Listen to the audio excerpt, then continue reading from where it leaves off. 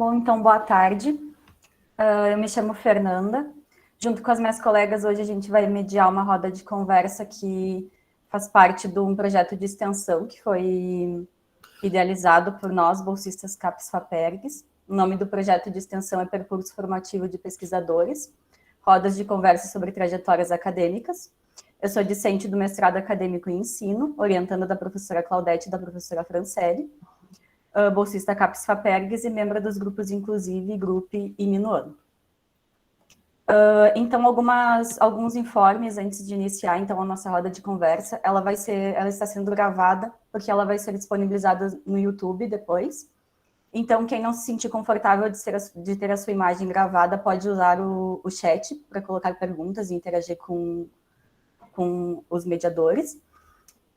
Também a gente vai disponibilizar um formulário de avaliação dessa roda de conversa durante a live. E, ao final, a gente vai disponibilizar um formulário para emissão de atestado de presença para todos aqueles que permanecerem até o final. Agora eu vou passar para as minhas colegas. Então, boa tarde a todos. Então, hoje nós estamos, nesse momento, que é um momento especial e único para a gente, porque é um momento de nós tirarmos dúvidas, de termos esse momento de compartilhar. E hoje, meu nome é Lisley, não me apresentei, também faço parte do mestrado acadêmico em ensino. Eu sou bolsista, também, assim como as demais colegas, bolsista FAPERGS, CAPES, e também sou orientada, pela professora Sônia. Hoje eu vou estar aqui trabalhando juntamente com as colegas, os professores, e vou estar cuidando da parte das perguntas, Então, desde já, eu sei que muitos já colocaram as suas dúvidas ali no formulário, mas eu vou estar cuidando aqui no chat. Se vocês tiverem dúvidas, pode ficar colocando ali, que eu vou estar anotando.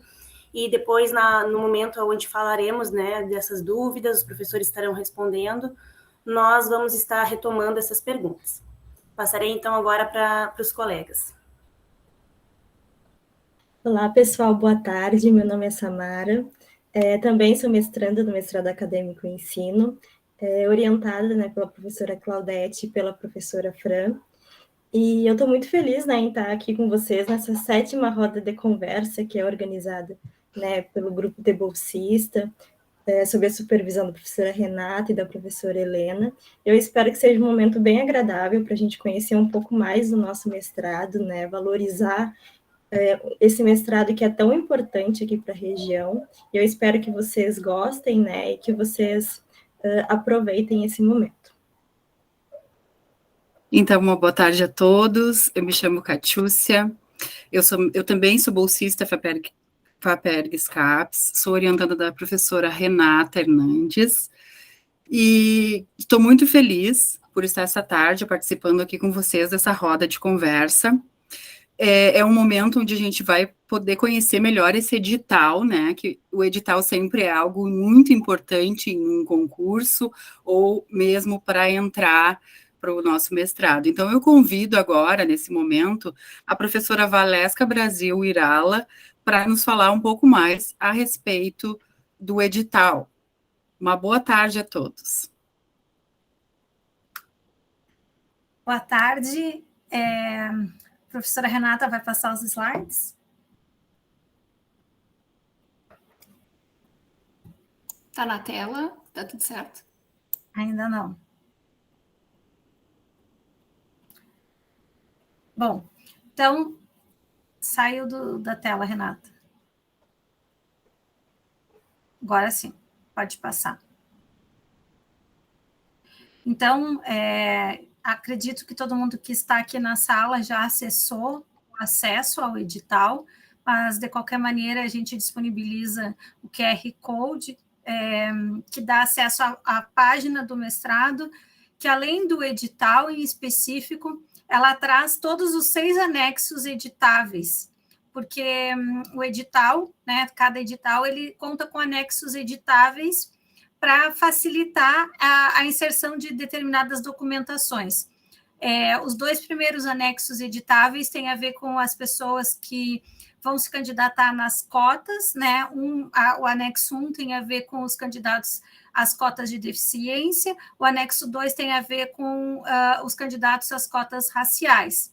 Aí depois tem o anexo 3, que tem a ver com o projeto de pesquisa, que é onde a gente delineia todos os elementos que precisam conter no projeto de pesquisa. O anexo 4, que é um anexo usado pelos avaliadores, mas que a gente disponibiliza para os candidatos entenderem cada critério de avaliação do projeto.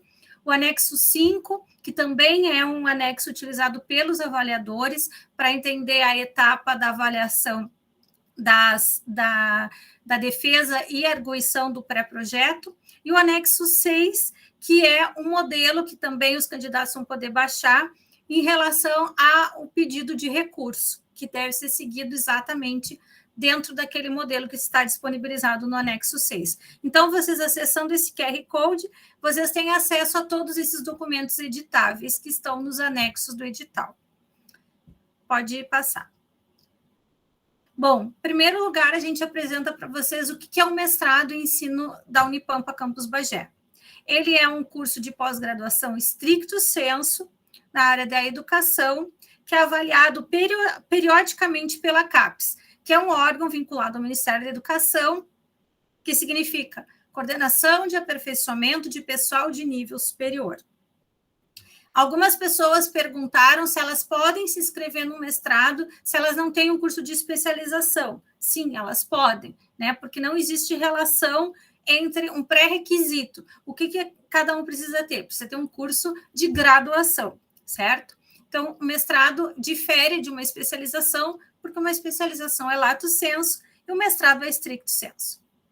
Pode passar. Bom, seguindo o que é o nosso mestrado? Ele é um curso presencial, que acontece no campus Bagé. Ele tem algumas atividades EAD que são permitidas, como, por exemplo, essa nossa atividade de hoje é uma atividade EAD, né? E outras atividades que acontecem, mas ele é um curso presencial, que os aprovados precisam se deslocar até o campus Bagé. As aulas, elas acontecem nas segundas e nas terças-feiras, manhã, tarde ou noite, né? Como o curso ficou concentrado, não há nenhuma garantia de que os alunos vão cursar disciplinas apenas à noite, ou apenas à tarde, ou apenas de manhã. Não. Dentro desses 2 dias da semana, poderão ter disciplinas manhã, tarde ou noite.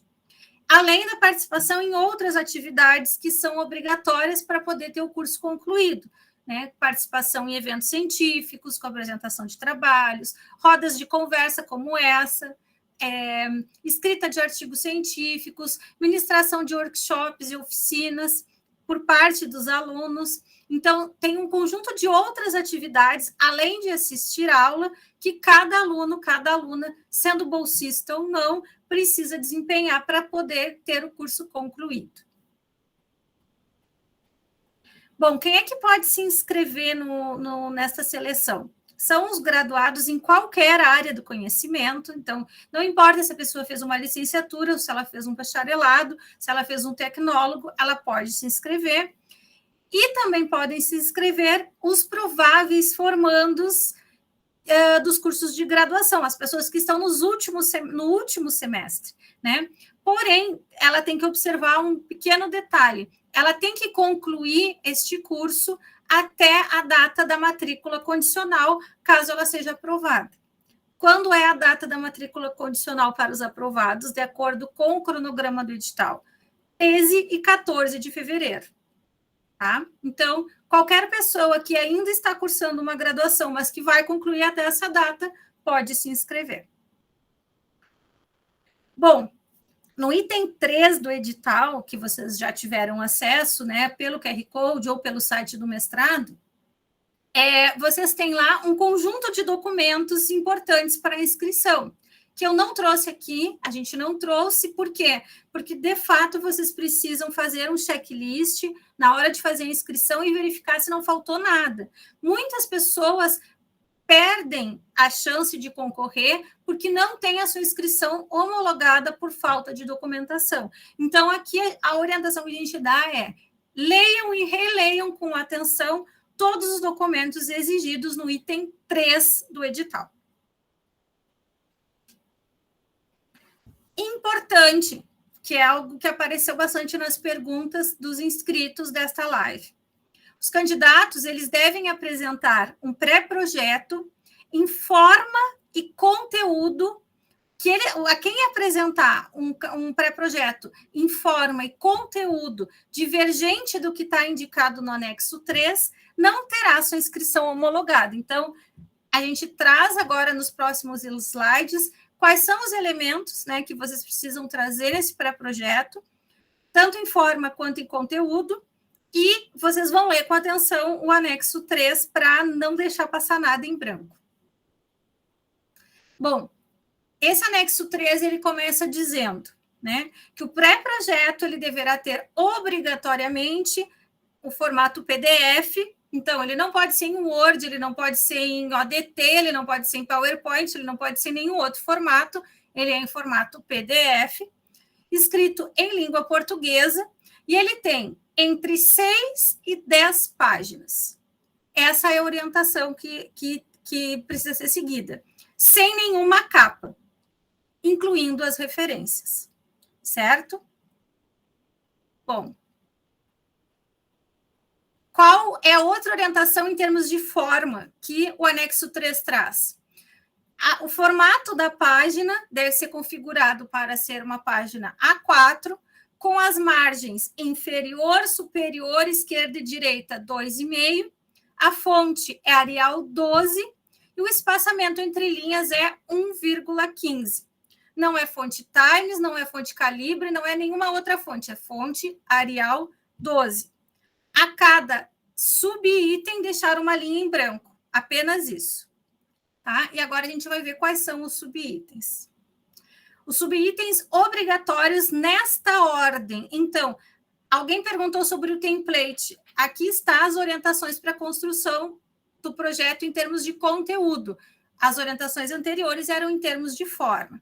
Começa o pré-projeto indicando o orientador que a pessoa quer que seja o seu orientador a partir da tabela que está no item 5 do edital, o seu nome completo, o título do pré-projeto, o tema do pré-projeto, que é um resumo, é uma síntese que deve ser contada entre 70 e 100 palavras, que resuma o tema do projeto, a pergunta de pesquisa, o objetivo geral, os objetivos específicos, que devem ser de 3 a 5, a justificativa, o referencial teórico, o delineamento metodológico, o cronograma, que deve ser de até 24 meses, e as referências. Então, esses são os itens que todos precisam observar para escrever este projeto de 6 a 10 páginas. Bom, como serão avaliados os pré-projetos? De novo, a gente indica que vocês possam ler com atenção o anexo 4 do edital. Mas eu trouxe aqui alguns elementos para chamar a atenção de todo mundo, né? Que são, nesse anexo 4, a gente escreveu quais são os descritores de qualidade contemplados na avaliação. Ou seja, os professores que avaliarão os projetos vão olhar para esses descritores e vão dar uma pontuação. De acordo com cada descritor, existe uma pontuação máxima. E quem escreveu o projeto precisa olhar para esses descritores com atenção para identificar se contempla, se ao ler o descritor está contemplando na sua escrita estas características. Então, o anexo 4, ele orienta os candidatos a escrever de uma forma qualificada de acordo com aquilo que é esperado de cada projeto. Então, eu trouxe aqui só alguns exemplos, são vários descritores, mas eu trouxe aqui os que pontuam mais. Cada projeto vai pontuar até 100 pontos. Alguns itens valem 5 pontos, outros valem 10, outros valem 15. Então, eu trouxe aqui exemplos dos descritores de qualidade dos itens que pontuam mais. Por exemplo, o tema do projeto. O tema do projeto vai ser pontuado se ele vai atingir os 20 pontos. Se ele for um tema relevante, um tema atual e plenamente alinhado aos interesses de pesquisa do orientador que a pessoa quer ter para si. Então, ele vai olhar a tabela 5.1 3.1 do edital e vai verificar se aquilo que ele está pensando pesquisar está plenamente alinhado. Se estiver plenamente alinhado, na hora da avaliação, este projeto provavelmente vai atingir o máximo de pontuação, o próximo disso. E também esse tema, ele precisa estar entre 70 e 100 palavras, ou seja, é um resumo muito sucinto para essa parte da pontuação. Bom, outro item que pontua bastante é o referencial teórico. O referencial teórico, ele precisa conter teorias e conceitos pertinentes ao estudo, apontando os autores adequados e atuais para respaldar a pesquisa, tem que trazer esses conceitos de forma sucinta, mas ao mesmo tempo com propriedade, deve observar as estratégias de citação direta ou indireta, de acordo com a BNT, porque se fizer isso de uma forma equivocada, pode incorrer em plágio, e se incorrer em plágio, este projeto não vai ser classificado. O conteúdo do referencial utilizado é plenamente alinhado ao objetivo da pesquisa indicados. Ou seja, esse referencial precisa estar dialogando com aquilo que a pessoa está estabelecendo como objetivo da pesquisa. Quanto mais dialogar com o objetivo da pesquisa, mais irá pontuar no referencial.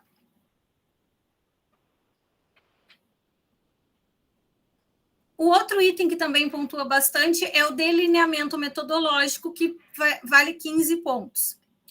O delineamento ele precisa estar coerente com os objetivos da pesquisa, porque nele se explicita como vai ser feita a coleta e a produção dos dados, que passos vão ser usados para a realização da pesquisa, com a descrição das etapas da pesquisa e a caracterização de como vão ser analisados esses dados. Então, o delineamento metodológico é o como se atinge os objetivos da pesquisa.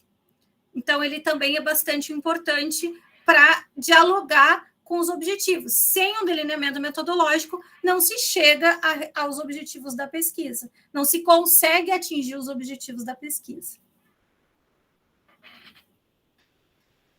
Ali eram só exemplos, tá? Tem outros itens que pontuam menos, que são muito importantes, mas que ali eu trouxe só alguns exemplos. Vocês vão olhar o anexo 4 e vão observar cada item.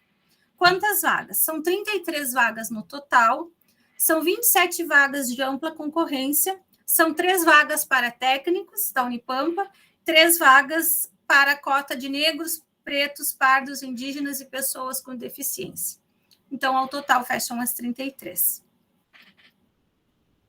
As vagas, como a gente disse, são por orientador. Então, a pessoa vai olhar esta tabela, os temas de pesquisa, que estão no item 5.1.1, e vão verificar se os temas de cada orientador estão alinhados àquilo que pretende pesquisar, para poder escrever o projeto. Para escrever o projeto, não se deve, em hipótese alguma, entrar em contato com o professor escolhido previamente. Por quê? Porque isso fará parte da avaliação. Então, vocês não podem entrar em contato com os professores, porque vocês não podem ser avaliados previamente por ninguém do programa.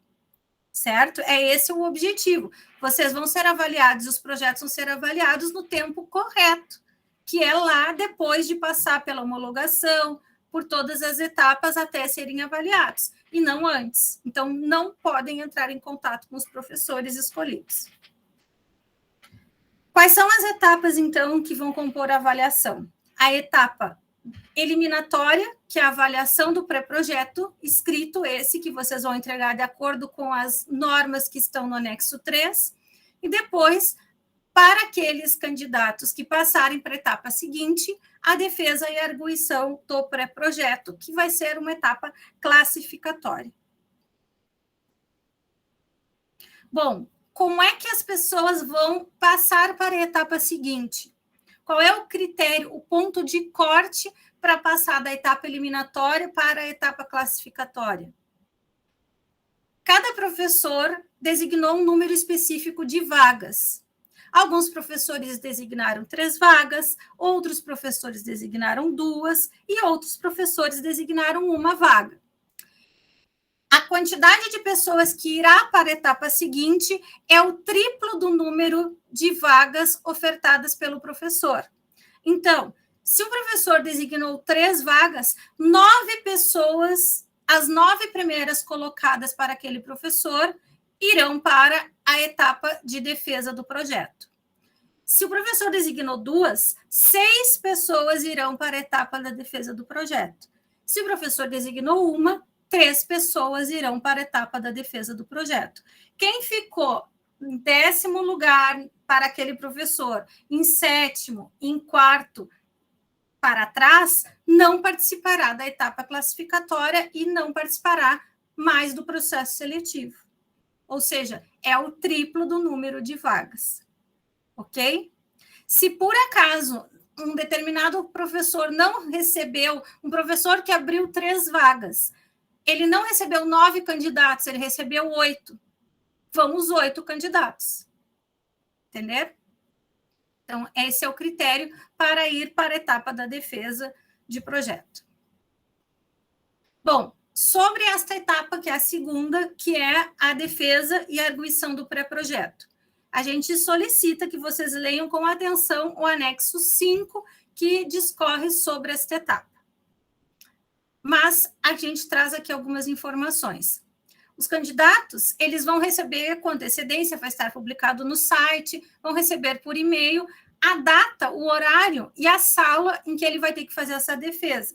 Então, 24 horas antes, ele vai ter que mandar para este e-mail da seleção os seus slides que serão usados. Esses slides devem estar também em formato PDF, e no assunto do e-mail, ele deverá colocar o seu nome completo e o nome do orientador para o qual ele está se candidatando, com pelo menos 24 horas da data que for agendada a sua apresentação do projeto. O tempo estipulado para cada candidato entre o início da apresentação e o término da arguição é de 15 a 20 minutos, o total desse momento, tá? Porque vocês vão ver no slide seguinte que o tempo de apresentação é de 5 a 8 minutos, mas o total desse momento avaliativo por candidato vai ser de 15 a 20.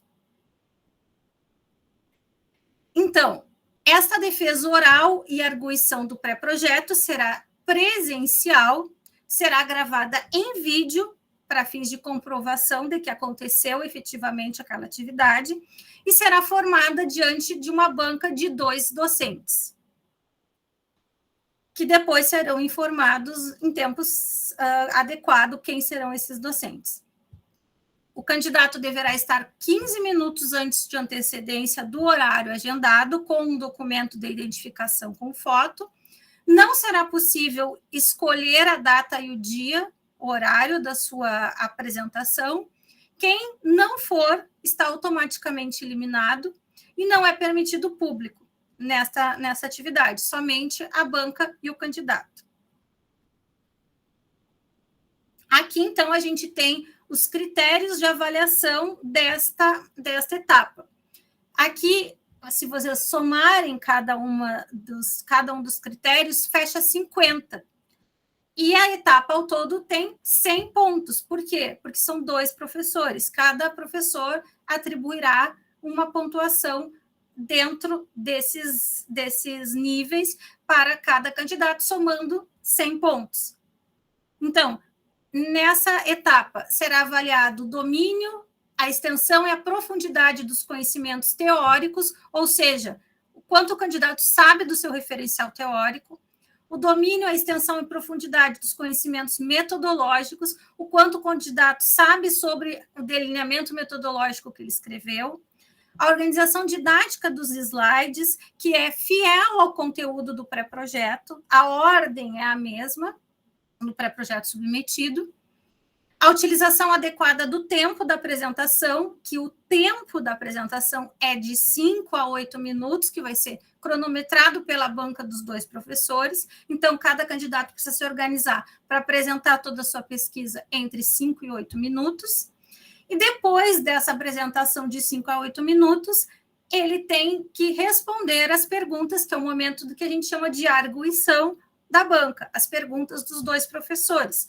e para isso ele vai ser avaliado o quanto ele sabe responder com segurança essas questões, então ele tem que estar apropriado do seu projeto, e se ele sabe usar neste momento a linguagem acadêmica ao responder aos professores. Vocês observem que essa parte das respostas, perguntas e respostas, é o que mais é avaliado aqui neste momento, nesta etapa. Vale 20 pontos por arguidor. Tá? Então, essa etapa tem o objetivo de verificar o quanto cada candidato está dono do seu projeto, sabe do que está falando, tem propriedade daquilo que está fazendo, daquilo que quer pesquisar. Bom, como organizar os slides? É uma pergunta que apareceu das pessoas que estavam inscritas na live. Seguindo a mesma dinâmica da organização do pré-projeto, na mesma sequência daquilo que colocou lá no pré-projeto, mas considerando justamente o critério de avaliação lá dos slides, né? Como que vocês podem deixar esses slides mais interessantes. Bom, pode passar. Quando será a defesa e arguição? Ela pode acontecer em qualquer dia e horário entre o dia 19 de janeiro e o dia 28 de janeiro. Podem ser incluídos, inclusive, os sábados de manhã e de tarde, caso assim a banca defina, e pode acontecer durante a semana em qualquer turno. Pode ser de manhã, de tarde ou de noite, dependendo do horário que for estipulado pela banca e que o candidato vai ser informado com antecedência. A pontuação máxima, somando as duas etapas, é de 200 pontos. Então, qual é o objetivo do candidato? Deve ser aproximar-se ao máximo de chegar na pontuação máxima. Por quê? Porque as notas são comparativas. Se muitos candidatos para o mesmo professor tiverem notas muito altas, mesmo que um candidato atinja, vamos supor, 180 pontos, ele pode ficar de fora, se tiver vários outros candidatos com uma pontuação mais próxima de 200 pontos. Percebe? Pode passar. Bom, os critérios de desempate. O primeiro critério de desempate é a defesa e a arguição, é o primeiro critério. O segundo critério é o pré-projeto e o terceiro critério é a idade. Geralmente não se chega nesse terceiro critério de desempate, mas já aconteceu em edições passadas de o critério de desempate ser a idade. Bom, a gente vai divulgar, ao término de todo o processo, duas listas, né? A lista geral, que é a lista utilizada para alocação das vagas de técnicos e cotistas. Por quê? Porque primeiro são alocados esses candidatos. E a gente não sabe para quem esses candidatos vão concorrer, qual professor. Então, se para um professor X, na ordem de classificação geral, tiver um candidato cotista, este candidato cotista é o primeiro que é alocado, e aí depois as outras vagas. Também vão ser divulgadas as listas por orientador. Então, são 14 listas que vão ser divulgadas por orientador, com os que conseguiram a vaga e com os suplentes. E também vai ter uma lista geral que poderá vir a ser utilizada para a suplência, porque no caso de algum professor não ter o número suficiente de candidatos aprovados, poderá ser chamada a lista geral de suplentes e um professor receber um candidato que não foi para aquele professor que a pessoa concorreu. E poderá, em último caso, ela ser chamada, embora a lista prioritária da suplência por orientador. Porém, se não tiver mais ninguém naquela lista do orientador, poderá ser usada essa lista geral para suplência. Mas, neste caso, o candidato precisa concordar que vai ser orientado em outro tema, que é o tema daquele professor que sobrou, digamos assim. Então, o candidato precisa ter ciência que ele vai mudar o seu tema original. Para isso, ele vai concordar ou não. Se ele não concordar, terá outros suplentes para assumir a vaga. Então, como é que vocês vão saber, né, os temas exatos dos professores? Vocês podem estudar o currículo Lattes dos orientadores, ler os trabalhos científicos que eles já escreveram recentemente, né, porque as pessoas mudam os seus temas de pesquisa ao longo dos anos, em geral. Pode passar. Vocês podem conversar com os alunos que estão aqui, né, com os bolsistas, com os outros alunos que vocês conhecem, que vocês podem conversar, e com os egressos do curso para saber o alinhamento teórico dos professores. Vocês podem também, em relação às dúvidas sobre o que é um plágio, o que não é, assistir vídeos no YouTube sobre como se faz uma citação direta e indireta. Existem vários vídeos que explicam para vocês não incorrerem em plágio. Vocês devem ler o máximo de trabalhos acadêmicos sobre os temas de interesse para se aprofundar e poder escrever e falar com clareza e segurança daquele tema, porque isso vai ser muito bem observado na defesa da arguição, principalmente durante a arguição, que vale 20 pontos. Então, saber com segurança sobre aquilo que quer pesquisar vai ser determinante para conseguir a vaga ou não. Também uma última dica é ensaiem em casa a defesa, né? Para ver se vocês estão falando entre os 5 e os 8 minutos. Convidem pessoas amigas alheias ao projeto para assistir e peçam um feedback. Isso vai ajudar a que vocês adquiram confiança para melhorar cada vez mais a capacidade de exposição oral, que é tão importante no meio acadêmico e que vai, de alguma maneira, importar bastante para essa avaliação também. Então, as perguntas são que vocês possam ter que não surjam hoje. Existe o e-mail da seleção, que é o ensinobagé@unipampa.edu.br, que está no edital também como o canal de contato oficial do programa em relação ao processo seletivo.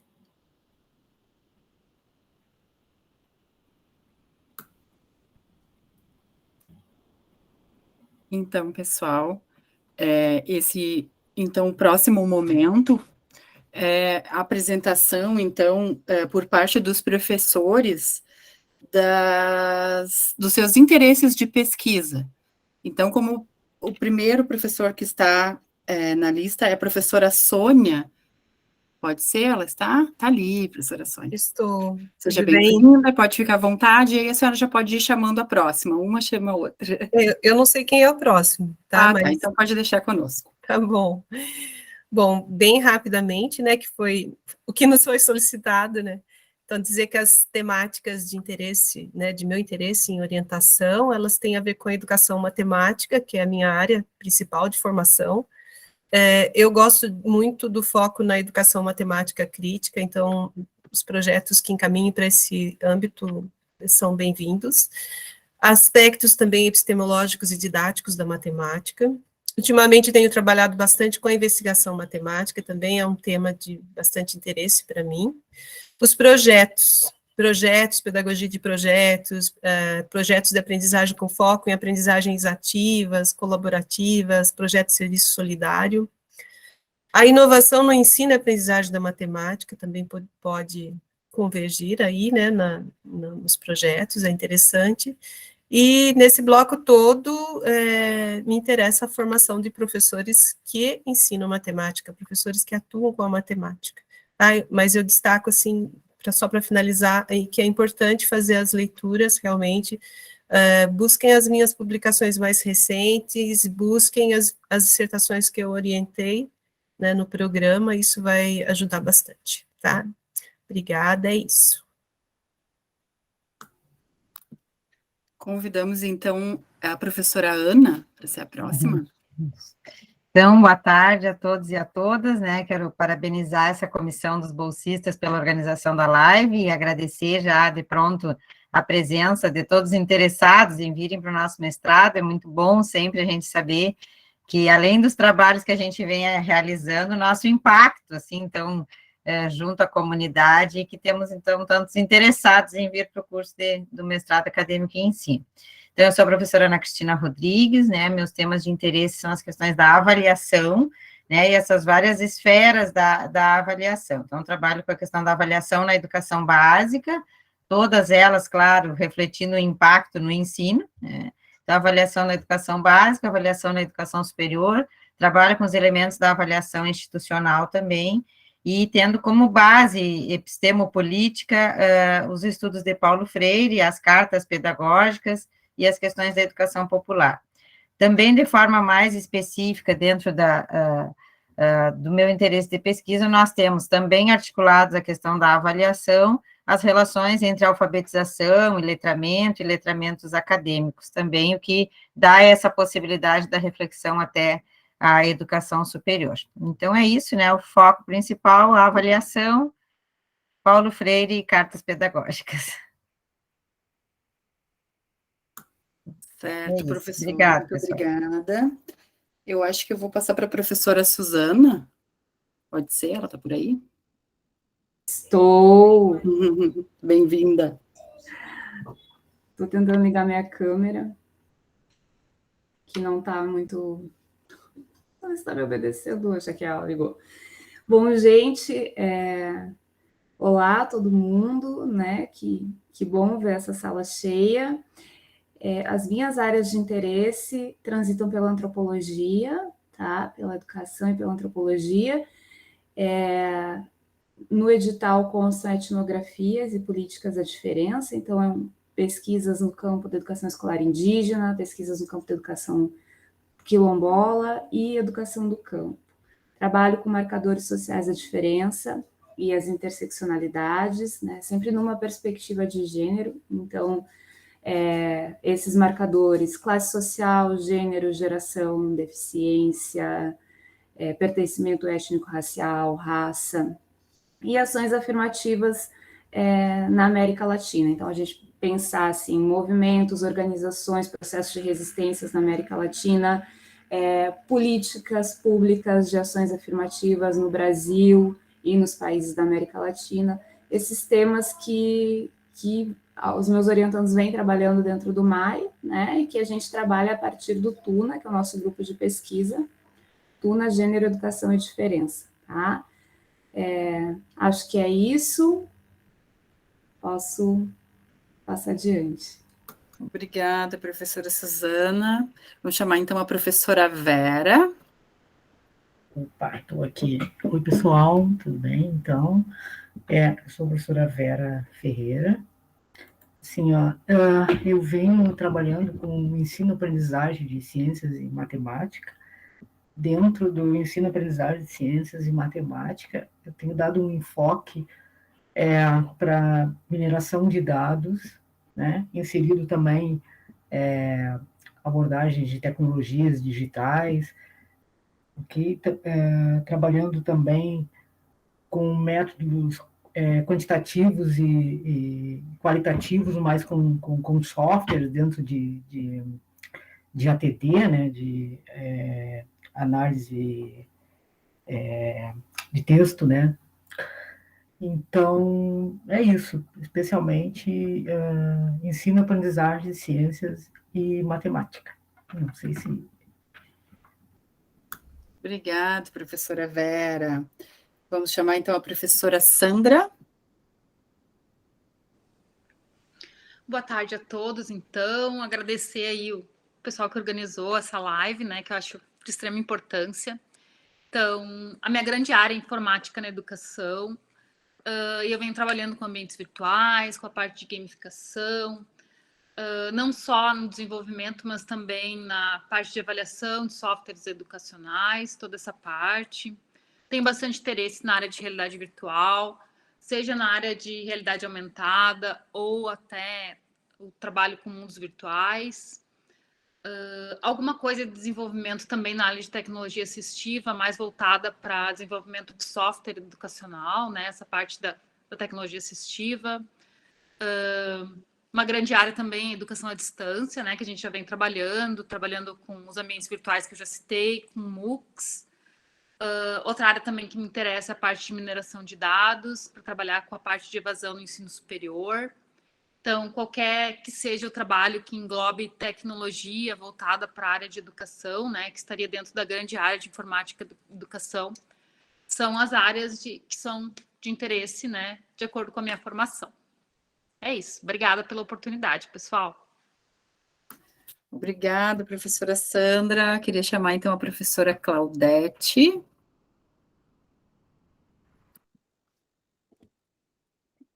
Boa tarde a todos, todas e todes. Eu sou a professora Claudete Martins, uma mulher de pele clara, cabelos longos com mechas loiras. Atrás de mim há uma estante e é com muita alegria que eu participo dessa live. Agradeço especialmente aos estudantes, às professoras envolvidas na organização da mesma. Quanto aos aspectos para essa breve apresentação, a minha formação é na área de pedagogia e interesse na área de formação de professores e práticas pedagógicas inclusivas, calcadas numa atuação na docência na educação básica, nos diferentes áreas de ensino, né? Tanto na rede municipal, estadual, quanto na iniciativa privada e atualmente no ensino superior. No campo da atuação, então, eu tenho interesse em atividades de ensino e de extensão, muito ligadas às tertúlias, né? Que todo mundo lembra, eu estou com uma cuia aqui, quando pensa nisso, né? E uma forte atuação no campo da pesquisa, no grupo Inclusive, juntamente com a professora Franciele, que em breve deve fazer a sua apresentação aqui, com pesquisas relacionadas, vinculadas à educação inclusiva, à educação especial. Tenho orientandas trabalhando nessas temáticas, e o meu interesse de pesquisa, de atuação e de orientação de futuros mestres em ensino está calcada nessa expectativa de trabalhar e investigar práticas, ações, políticas, propostas que estejam voltadas à quebra de barreiras ao ensino, nas diferentes áreas, química, música, física, ciências da natureza, matemática, linguagens, e na proposição de soluções para, ou alternativas para a quebra dessas barreiras. Portanto, o interesse de pesquisa está vinculado a propostas que tenham por tema principal ou por tema de fundo essa discussão da educação inclusiva, tanto no atendimento às necessidades educativas especiais, quanto aquelas vinculadas especificamente para estudantes com deficiência, transtornos globais do desenvolvimento e superdotação, ou o que às vezes denominamos como necessidades específicas. Agradeço pela oportunidade, pelo espaço de diálogo, desejando aos candidatas, né, que tenham êxito nos seus propósitos. Obrigada, professora Claudete, já puxou o gancho da professora Franciele, então chamamos a professora Franciele para a fala nesse momento. Tá bem, boa tarde, muito obrigada, boa tarde a todos, todas e todes. Também vou fazer minha descrição. Eu sou uma mulher de pele clara, cabelos longos, castanhos, encaracolados, e uso um óculos de armação de grau. Atrás de mim uma estante com livros e algumas fotos de formatura, umas fotos na parede. Meu sinal em Libras é um F, que contorna no movimento o meu queixo, o meu sorriso. Bom, conforme a professora Claudete já anunciou, eu venho da área especializada, minha formação é na pedagogia e educação especial, e, portanto, trabalho nesta perspectiva da educação inclusiva, né? Na pós-graduação, eu pude ampliar os estudos da educação especial na perspectiva inclusiva, junto com a questão das políticas públicas voltadas para esta área, então, dando um pouco de ampliação ao trato do ensino também no âmbito da gestão, né? Por essas razões, então, o meu predomínio mesmo, assim, de trabalho é por meio, né, da ação da extensão, por meio de uma metodologia que a gente chama de tertúlias, então, isso caracteriza muito o trabalho deste grupo citado anteriormente pela professora Claudete, que é um grupo de estudos e pesquisas nesta área chamado Inclusive. Mas isso na extensão. Como pesquisa mesmo, a gente predomina muitas questões ligadas à interação com a educação básica, portanto, com as escolas, com a educação e os processos de ensino. Então, pensando a inclusão e acessibilidade junto à questão do ensino superior até a educação básica, né? O que nos faz, então, privilegiar algumas pesquisas mais voltadas à intervenção e à própria ação. Então, tudo isso se divide em duas áreas, o meu interesse, né, central mesmo, que é a educação na perspectiva inclusiva, especialmente de pessoas com deficiência e outras necessidades educacionais especiais, e também, mais recentemente, uma grande área que é a inovação pedagógica, entendida como alternativas para uma nova educação, ou seja, na perspectiva da educação para todos, uma educação inclusiva. E como itens específicos para esta fase de trabalho, né, da minha carreira, do meu trabalho nesse momento, eu tenho me dedicado, então, à educação inclusiva de pessoas com deficiência, pensando o atendimento educacional especializado desses sujeitos, seja na educação básica, seja no ensino superior. Dentro desta área da educação especial inclusiva, a política e a gestão da educação, a formação dos professores, como não poderia deixar de ser. E ainda esse grande tema, né, da quebra de barreiras à aprendizagem e das acessibilidades em geral, especialmente a pedagógica, né. E, por fim, aqui no mestrado também, temos tido a grata satisfação de poder trabalhar aí com a temática da educação estético-ambiental, dentro da perspectiva da inovação pedagógica, né. Então, queria agradecer muito o espaço, parabenizar os nossos mestrandos, né, e a professora Renata aí, que está à frente também desse grupo em específico, dizer da alegria da oportunidade de conversar com todo mundo que está interessado, e desejar muito boa sorte, né, nesse certame para todos que se interessaram em trabalhar e estudar conosco na perspectiva desse mestrado em ensino. Então, muito obrigada pelo espaço. Obrigada, professora Franciele. Vou chamar, então, o professor Cristiano.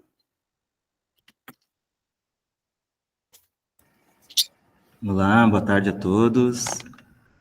Quero parabenizar vocês pela iniciativa, primeiramente. Dizer que eu sou da área da engenharia e arquitetura, sou formado em arquitetura e engenharia, sou da linha 2 do mestrado, tá, pessoal? Eu atuo bastante na área de expressão gráfica, tá?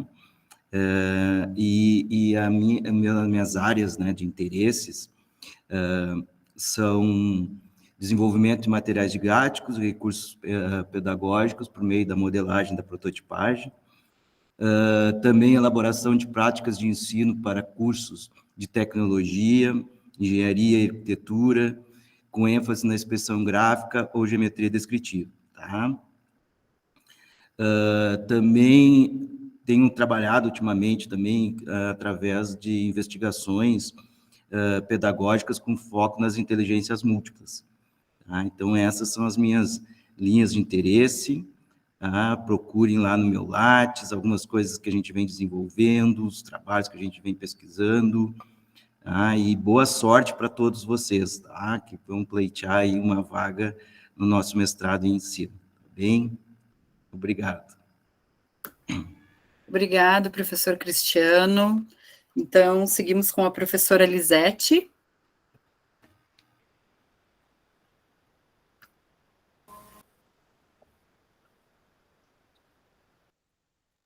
Entrando aqui, então, boa tarde a todos e todas, né? Agradeço também a oportunidade, parabenizo esse espaço que as meninas e a nossa querida Renata proporcionaram. Tá? Então, eu sou a professora Lisete Bonari Dias, tá? A minha formação inicial é licenciatura em Física, tá? Mas não se assustem, porque depois eu fui indo para o lado do ensino, né? Porque muito preocupada sempre com o ensino de Física, o ensino de Ciências da Natureza, tá? Como um todo. E aí, o meu projeto de pesquisa, né, ele é bem amplo, tá? Até o título dele, eu até anotei aqui, Políticas Públicas Curriculares, né, mas que vai da formação de professores à prática de sala de aula. Então, o que é essa prática, né? A prática que eu venho investigando são metodologias ativas no ensino de ciências para os anos iniciais e finais do ensino fundamental, ou ensino de física, ou ensino de ciência da natureza para o ensino médio, ou então a formação de professores, né, na licenciatura em física, que é o meu interesse também, né? Ultimamente eu tenho um projeto nesse sentido. As práticas, então, como eu falei, metodologias ativas, ou eu botei ou tecnologias, porque pode envolver ambos, né? Ou também a interdisciplinaridade, né, que a gente vem buscando tanto, e é tão difícil de chegar lá, né, mas eu venho sempre tentando essa investigação também, né, mas numa perspectiva de inovação, né, porque eu tenho 2 projetos agora que também envolve inovação pedagógica, e aí eu também faço pesquisa nessa linha. Tá? Então, mais uma vez, agradeço o espaço, né, e esperamos, né, que todos que estejam aqui, né, façam um bom projeto, que a gente tenha bons candidatos, né, e que a gente consiga levar o MAI, né, para frente, como ele tem vindo até então. Tá? Agradeço, então, mais uma vez. Tchau. Certo, professora Elisete, muito obrigado. Queria chamar, então, a professora Krisna. Olá a todos, né? Eu sou a professora Krisna Bierhaus, eu sou pedagoga de formação e no mestrado, então, eu tenho duas temáticas de interesse. A primeira delas, né, relacionada com a avaliação educacional. Dentro dessa temática, então, a gente já tem algumas orientações, né, e eu busco, meu interesse é pelas questões da evasão, da retenção e de práticas avaliativas emancipatórias, né, então, mediadas por tecnologias ou integradas às metodologias ativas, como, por exemplo, o e-portfólio. E a segunda linha é a formação de professores pesquisadores, né, formação de professores críticos, ancorada aí nos referenciais de Novoa, Donald Schoen, né, então que buscam estudar essas perspectivas formativas aí no ensino superior. Agradeço a oportunidade, desejo uma boa jornada a todos vocês. Certo, professora Krisna, muito obrigada. Eu chamo, então, professor Bica. Escutam bem? Boa tarde a todas, todos e todes. Eu me chamo Alessandro Carvalho Bica. Minha formação inicial é História e mestrado e doutorado na área de Educação. Hoje eu sou coordenador do FERA, que é um grupo de pesquisa em História da Educação, repositórios digitais e acervos históricos. E no mestrado, as minhas linhas de interesse, de orientação, é História da Educação, Educação Popular, acervos históricos, repositórios digitais e impressos pedagógicos. Então, como todos os colegas bem mencionaram, né, acessem o nosso Lattes, vejam as nossas orientações, vejam as nossas publicações, as participações em eventos, o que a gente tem feito nos últimos anos, e a nossa caminhada dentro da universidade, né, enquanto coordenadores de projetos de pesquisa e grupos de pesquisa. Não posso deixar de falar, né, agradecer aos nossos alunos, né, pela organização desse evento, por esses mestres maravilhosos de cerimônia, que são esses alunos encantadores do mestrado acadêmico em si. E também dizer, né, que o nosso mestrado obteve nota 4, né, na última avaliação da CAPES, o que é importantíssimo e qualifica ainda mais o nosso edital. Então, sejam todos bem-vindos, bem-vindas e bem-vindos. Muito obrigado. Obrigada, professor Bica. Eu passo, então, para a professora Renata. Boa tarde, pessoal. Eu sou a professora Renata, licenciada em Química, né, que tenho a grata satisfação de estar compartilhando com vocês esse tempo. Eu vou compartilhar um pouquinho das temáticas que eu tenho interesse, algumas eu estou estudando, outras eu já estudei e gostaria de voltar a trabalhar, né? Então, as temáticas que eu me proponho nesse edital a estar aprofundando estudos são relacionadas à abordagem temática e à formação de educadores, assim como a abordagem temática e o ensino de ciências. O meu referencial, muito articulado nas últimas orientações, né, tem se debruçado entre Freire e CTS, formação de educadores, o ensino de química, a formação de professores de ciências e também envolvida com as questões das metodologias ativas no ensino de ciências. Por fim, a questão da escrita por meio do trabalho com portfólios, webfólios e o seu compromisso com a formação inicial. Essas são as temáticas que eu tenho particular interesse de aprofundar estudos por meio do ingresso de novos alunos aí, já que alguns já estão saindo, né, e outros vão estar chegando. Obrigado pela oportunidade. Nós que agradecemos, professora Renata. A próxima da fila, então, é a professora Valesca. Bom, as minhas temáticas, primeiro em relação ao espaço de pesquisa que eu gosto de orientar aqui no programa é o ensino superior, então eu não me interesso por projetos vinculados à educação básica, só o ensino superior, e o meu foco são as metodologias ativas, o engajamento discente, a avaliação, principalmente a partir do uso de rubricas, as práticas avaliativas desenvolvidas pelos professores do ensino superior, né, especialmente com o uso de rubricas, as questões de tecnologias no ensino, também todas relacionadas ao ensino superior. Então, esses são os temas centrais, né, das pesquisas que eu venho desenvolvendo, e também a autorregulação da aprendizagem e do desenvolvimento da metacognição dos estudantes. Certo, professora Valesca, muito obrigado. Vou chamar o professor Pedro, então. Bom, então, boa tarde a todos. Primeiro, sejam bem-vindos o pessoal que está acompanhando a nossa live, né? Acolhidos, e falar um pouquinho das minhas temáticas, né, atuais de interesse de pesquisa. No edital estão lá, né, o interesse por feiras de ciências e automação de experimento, com plataformas microcontroladas, por exemplo, a plataforma microcontrolada Arduino, né, com foco na divulgação científica, né. Então, meu interesse atual é trabalhar com pesquisa sobre feiras de ciências, certo? Que está relacionado diretamente com a divulgação científica, né? Felizmente, a gente está conseguindo uma tradição de feiras de ciências na nossa região aqui de Bagé, com o projeto Feira de Ciências, que vem sendo desenvolvido desde 2011. Então, nós temos um campo de pesquisa muito importante e interessante, porque nós já produzimos muitos dados, né? Então, a extensão, o lado da extensão do projeto Feira de Ciências, a gente tem um bom conjunto de dados para realizar pesquisas e até mesmo para consolidar ainda mais o projeto Feiras de Ciências, né? Já tenho, no MAI, já temos a conclusão de 3 dissertações sobre feiras de ciências, lá com o trabalho da Bruna, da Andréia, da Luciana.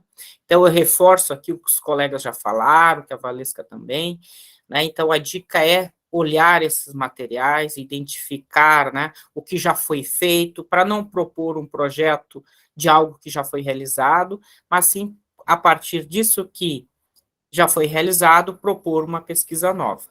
Tá? Além das orientações no MAI, eu participo também do mestrado em ensino de ciências, mestrado profissional, que também tenho vários trabalhos lá já concluídos, né? Então, a sugestão final é procurarem no repositório da Unipampa as dissertações, né? E quem encontrar algum tema de interesse relacionado com essas dissertações, certo? Eu desejo que tenha sucesso em desenvolver um projeto, um pré-projeto e concorrer ao edital. Acho que é isso, amigos. Certo, então, professor Pedro, muito obrigado a todos. Encerramos, então, o momento de apresentação dos interesses de pesquisas e passamos, então, para o quarto momento, que são as perguntas enviadas anteriormente e algumas perguntas que podem partir agora, a partir do chat. Eu passo a palavra, então, para a colega Lisley, que ela vai estar nos trazendo algumas perguntas. Bom, então, pessoal, né, anteriormente a gente colocou no formulário a opção de colocar ali as dúvidas, né, mas também a gente quer deixar aberto, porque é uma roda de conversa, então a ideia é que vocês possam participar. A gente só pede assim, né, é um critério desta roda que essas perguntas estejam relacionadas ao edital, tá bom? Então, assim, é importante também destacar, né, que esse momento ele vai ir para o YouTube, então caso vocês não queiram, né, aparecer por lá, pode colocar no chat que eu estarei lendo, tá bom? A primeira pergunta, então, que surgiu, né, o curso possui docente com linhas de pesquisa que dialoguem com a educação infantil? Aí eu vou deixar os professores estar respondendo para nós.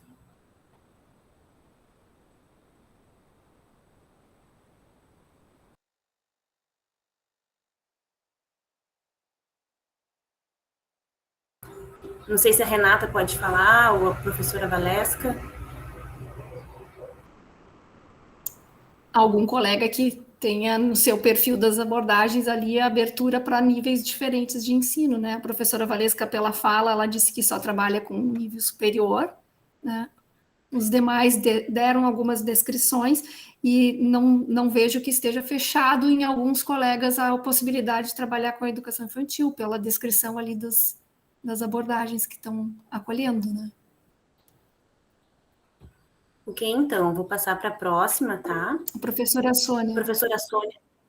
Fique à vontade, professora Só Sônia. para contribuir nessa resposta, atualmente eu estou orientando a Marlise, que trabalha na perspectiva das mentalidades matemáticas, investigações matemáticas, com alunos do primeiro ciclo do fundamental. Tá? Isso até nos permite pensar em ampliar para a educação infantil, mas com esse olhar da alfabetização matemática. Tá? Eu creio que as pedagogas do nosso grupo, talvez, se tiverem interesse, poderiam também contribuir, tá? Mas, assim, o mais que eu posso me aproximar seria isso, no primeiro ciclo, que é das turmas de 1º a 5º ano, tá? Então, Lisley, só para organizar aqui, temos uma fila de mãozinha levantada. Aí, acho que a professora Ana Cristina é a primeira. Isso, então, né, eu também gostaria de disponibilizar, né, eu já tenho experiência com várias orientações dentro da educação infantil, na perspectiva sempre da avaliação, então, discutindo a construção de pareceres descritivos, né, a própria relação dos professores com esse processo da avaliação na educação infantil, né, então, esse olhar, a própria perspectiva da educação infantil na educação popular, então, por ser pedagoga, né, professora atuante na educação básica muitos anos, nos anos iniciais e na educação infantil, então, desde que venha com essa abordagem, né, das questões de letramento, de avaliação na educação infantil, trago já a experiência, tem trabalhos que vocês podem ler a partir do Lattes, das orientações e tal, que giram em torno dessa etapa, desse processo na educação infantil. Professor Pedro, próximo da lista.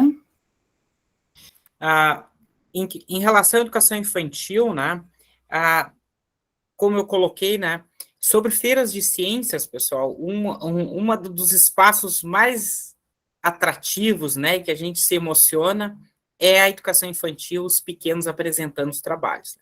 Então, uma pesquisa sobre educação infantil, envolvendo feiras de ciências, é bem-vinda também, né? Até porque tem muitos desafios, né?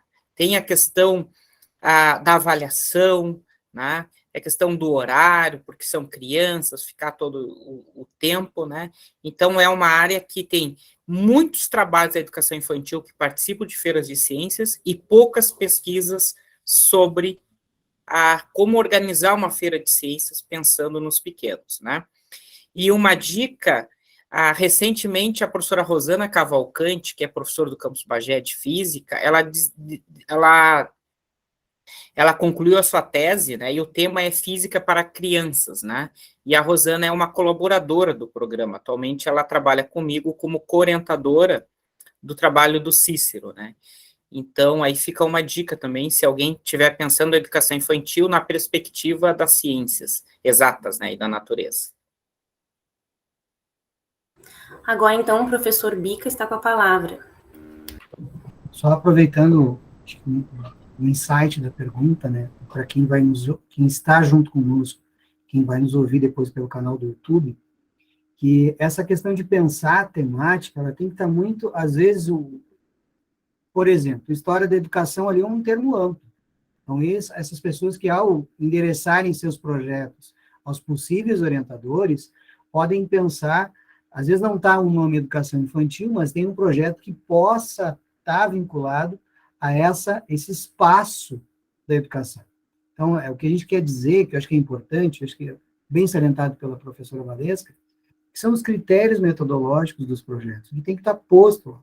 Então, ao olhar, né, as temáticas de interesse dos professores, a pessoa tem que compreender a dimensão epistemológica do próprio, né, conceito que está colocado ali. Então, acho que isso, os interessados, né, os candidatos, assim por dizer, tem que olhar essa questão, né? Porque senão pergunta, ensino superior, educação infantil, não sei o quê, né? Todos os projetos podem ser, de alguma forma, orientados, desde que eles tenham um desenho metodológico e teórico próximo do que a gente faz. Então, né, o tema em si, ele é amplo, né? E ali são só questões mais categóricas, vamos pensar, grandes conceitos que estão postos no edital. Só para essa colaboração, né? Porque senão, um pergunta sobre educação infantil, outro sobre ensino primário, né, outro sobre isso, aí a gente, né, vai dizer, não, eu posso orientar. Então, acho que a questão é olhar o edital, olhar, né, o que está posto como um bom projeto de pesquisa, delineamento teórico, metodológico, e aí sim, né, entender o conceito que está posto nas nossas linhas de atuação. É só salientar isso para quem nos ouve e vai nos ouvir depois no canal. Obrigada, professor Bica. Agora a professora Franciele.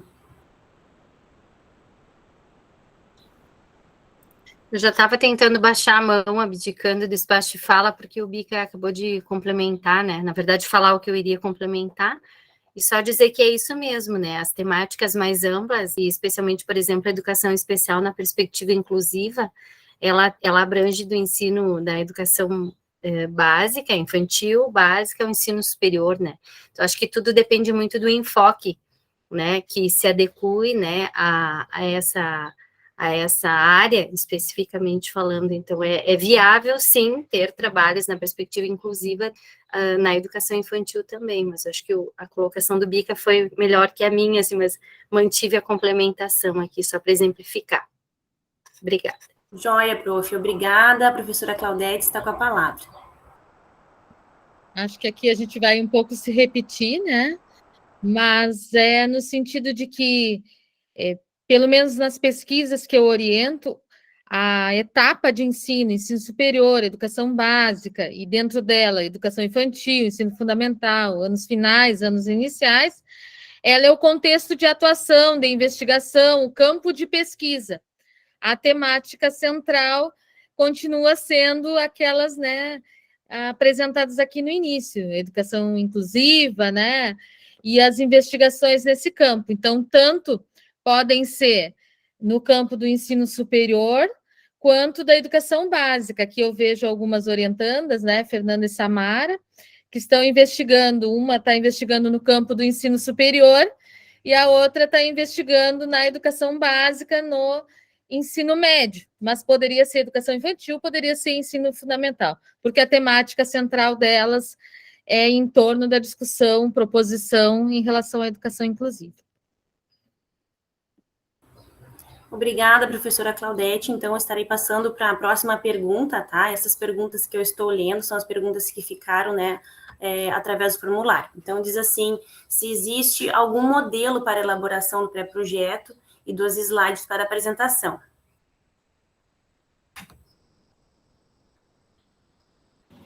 Isso já foi mostrado nos slides, né, da apresentação.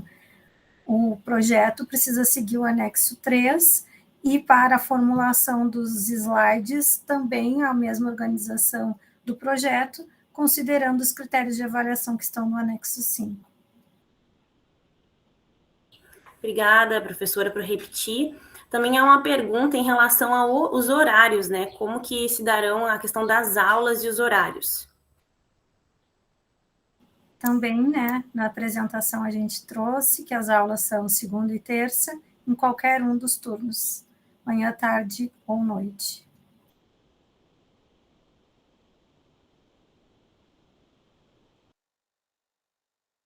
Estou dando uma olhadinha aqui para tentar não ficar tão repetitivo, né? Por mais que a gente sabe que é importante todas as perguntas. Então, estou selecionando aqui e já vou falar mais uma aqui que acredito ser importante. Eu acho que fica uma dúvida aqui que talvez fica repetitivo, a professora Valesca falou, mas é bem corriqueira, né? Várias vezes há essa dúvida, até quando nos perguntam, às vezes no privado. Então, um aluno precisa ter pós-graduação para fazer o mestrado?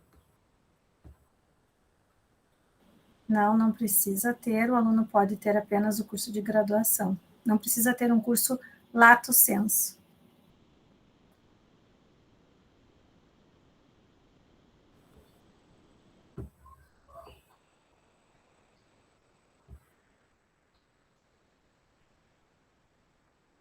A próxima pergunta tem a ver com defender o pré-projeto, né? A questão de ser presencial, como que a pessoa se organiza para isso.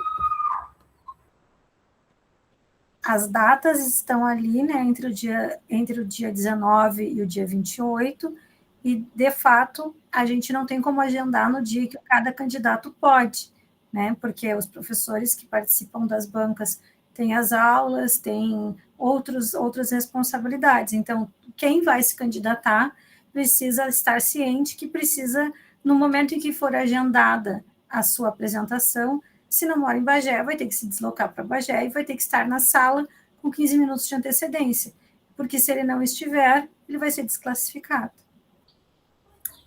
A próxima pergunta, então, né, fala assim: gostaria de saber como é feita a avaliação dos pré-projetos e se seria possível, após a avaliação, elencar os pontos falhos do mesmo. Então, a avaliação é feita a partir da ficha que está no anexo 4 do edital, como a gente mostrou alguns elementos. Então, a gente recomenda que vocês leiam com atenção o anexo 4. Se o candidato, depois de fazer o projeto, analisar os critérios, ainda assim considerar que a sua avaliação poderia ter sido maior em cada elemento, ele pode utilizar o recurso, o modelo de recurso, que está no anexo 6, e será solicitado os critérios e por que ele perdeu o ponto naquele item, por que ele não ganhou ponto naquele item, assim ele pode qualificar o seu projeto para uma outra oportunidade. A outra pergunta tem a ver com um projeto de qualificação, como funciona e como se preparar. Projeto de qualificação? Seria uma da qualificação, bom, né? Depois que o candidato ingressa no programa e ele cursar o primeiro semestre do curso, ele tem um tempo até o 12º mês do mestrado para qualificar a sua pesquisa, perante uma banca de 2 professores além do orientador, ou de 4 professores, se ele tiver um co-orientador, e a partir desta qualificação, ele tem o aval dessa banca para dar prosseguimento, né, à execução da pesquisa. Então, é assim que funciona a qualificação. Mas até chegar nesse momento, ele vai ter orientações do seu orientador e ou co-orientador, quando for o caso, e vai cursar disciplinas que vão preparar ele para esse momento também. Outra pergunta que nós temos é em relação às bolsas, se há possibilidade de bolsa para os novos, né, que estarão ingressando. Bom, tem um item do edital que fala que não há nenhuma garantia de bolsas para os candidatos. Então, se vierem a surgir bolsas, elas serão apresentadas e as pessoas vão concorrer após o ingresso. Mas todos os editais de pós-graduação hoje da Unipampa trazem esse item que está lá no edital. Não há nenhuma garantia de bolsas para os candidatos aprovados, porque essas bolsas não dependem do programa, não dependem de nós, dependem de recursos externos, das agências de fomento. Então, a gente não sabe a estabilidade em relação à distribuição desses recursos. Então, a gente não pode, nesse momento, prometer nenhuma bolsa. A outra pergunta tem a ver, né, como o edital prevê que as aulas sejam, né, presenciais, se terá a possibilidade de ter aulas à distância. Como a gente coloca, o curso é presencial, eventualmente acontecem atividades à distância, quando os professores organizam atividades com convidados, mas as aulas, o curso, o cadastro do programa na CAPES é de um curso presencial. Então, todas as pessoas que passarem no programa precisam se organizar para estar em Bagé na segunda e na terça-feira, principalmente no primeiro ano do curso e depois no terceiro semestre, que também tem uma disciplina obrigatória, que é presencial.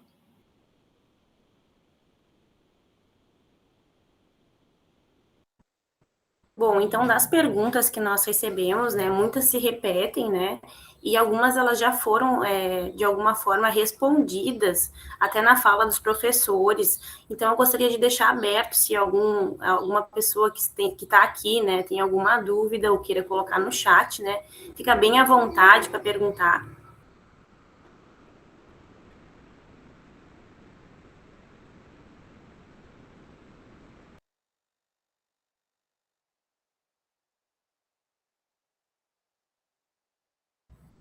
Não? Sem problemas, então, né?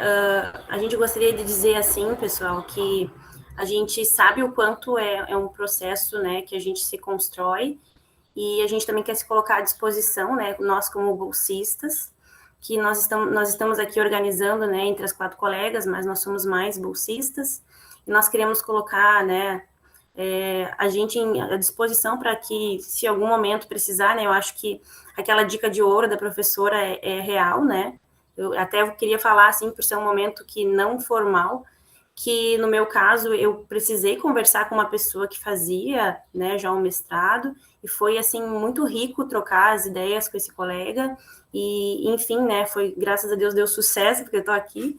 E eu queria deixar, né, a gente pode deixar o nosso e-mail depois, ou a maioria das pessoas são pessoas que acabam nos conhecendo, nós estamos à disposição. Então, das perguntas, né, não vou tornar mais repetitivo, porque eu sei que os professores também têm aula daqui a pouquinho, e deixar aberto ainda, se alguém quiser falar alguma coisa a mais, e esse momento, então, esse bloco de perguntas está se encerrando. Não sei se eu passo agora para a professora Renata novamente. Se não tem pergunta na sala, eu vou deixar para vocês fecharem, mas agradeço antecipadamente, né, o engajamento e envolvimento de cada uma das meninas que organizaram o espaço, os formulários, o link, né, fizeram contato, esclareceram, né, para as pessoas que fizeram um contato via e-mail, né, e deixo para vocês fazerem o fechamento, então, gurias. Eu não sei se alguém ainda tem perguntas na sala que queira fazer oral ou pelo chat, mas eu acho que não. Bom, então, se não tivermos mais perguntas, nós gostaríamos muito de agradecer, né, a todos vocês por estar nesse espaço conosco. Bem como a Lisley disse, né, todo o processo de seleção é um pouco desgastante para o candidato, a gente sabe, mas o importante é não desistir, é tentar, é se envolver, porque vai dar certo, né? Em algum momento vai dar certo, todos nós passamos por isso, ficamos ansiosos também com a seleção, mas deu certo e acreditamos, né, que de vocês, a seleção de vocês também vai dar certo. Qualquer dúvida, vocês podem entrar em contato conosco e nós ficamos à disposição. O link da certificação está no chat, né? Então é importante que vocês preencham para receberem o certificado. E eu gostaria de pedir para quem puder de abrir a câmera para a gente fazer um registro desse momento. Eu acho que pode encerrar a gravação, né? Para quem não se sentir à vontade com a filmagem. Tem uma pergunta ali que a pessoa pergunta sobre o modelo de pré-projeto. Eu não sei se ela estava presente no início, mas não existe um template, e sim o anexo 3, onde está escrito todos os itens que devem conter o pré-projeto e que foram apresentados no início. Então, ela tem que olhar com atenção tanto o anexo 3, que é onde tem os itens do projeto, quanto o anexo 4, que é onde se descreve os critérios de qualidade de avaliação desse projeto, que é o que vai definir depois as pontuações.